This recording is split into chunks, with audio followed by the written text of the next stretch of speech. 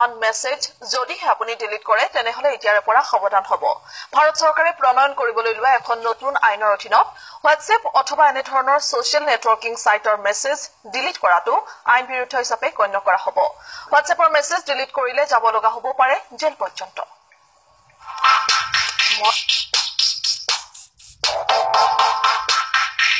আপুনি হোৱাটছআপ ব্যৱহাৰ কৰে নেকি? আপুনি যদি হোৱাটছআপ ব্যৱহাৰ কৰে আপোনাৰ হোৱাটছআপৰ একাউণ্টত এতিয়া চৰকাৰৰ নজৰ।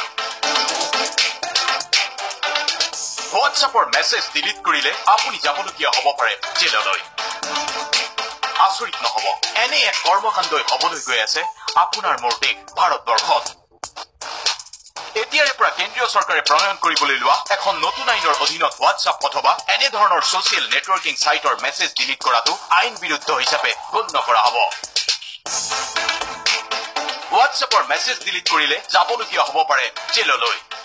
নিজৰ ইচ্ছামতে ডিলিট কৰিব নোৱাৰিব হোৱাটছএপৰ মেছেজ। 90 দিনৰ পূৰ্বে মেছেজ ডিলিট কৰিব নোৱাৰিব।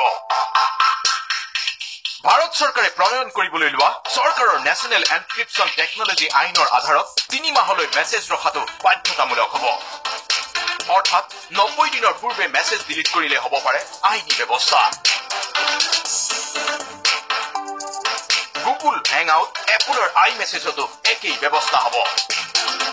মূলত কোনো বিষয়ত চৰকাৰে তদন্ত কৰিব খুজিলে আপুনি দেখুৱাব লাগিব হোৱাটছআপৰ 90 দিনৰ শেহতীয়া মেছেজ।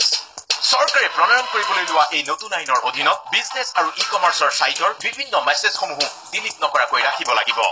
গতিকে এতিয়াৰে পৰা হোৱাটছআপ অথবা এনে ধৰণৰ ছচিয়েল নেটৱৰ্কিং সাইট ব্যৱহাৰৰ ক্ষেত্ৰত আপুনি সজাগ আৰু সাৱধানতা অৱলম্বন কৰক, কাৰণ চৰকাৰৰ চকু শীঘ্ৰেই পৰিব আপোনাৰ হোৱাটছআপ অথবা এনে ধৰণৰ ছচিয়েল মিডিয়া একাউণ্টত। News desk report DY365।